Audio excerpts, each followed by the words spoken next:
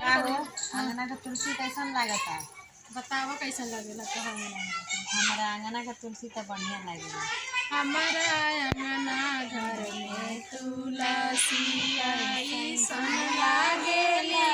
हमारा अंगना घर में तुलसी जैसे मांगा का सिंदूरावा वैसन लागेली।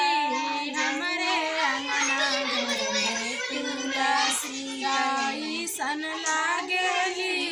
हमारा अंगना घर में तुलसी जैसे बेटा वादा मोहिया वैसन लागेली। हमारा अंगना घर में तुलसी ऐसन लागेली। हमारा अंगना के तुलसी जैसे बेटा पतोहिया वैसन लागेली। हमारा अंगना के तुलसी जैसे दामाद बेटियुआ वैसन लागेली। हमारा अंगना में तुलसी वैसन लागेली। जैसन सास ससुर वैसन लागेली।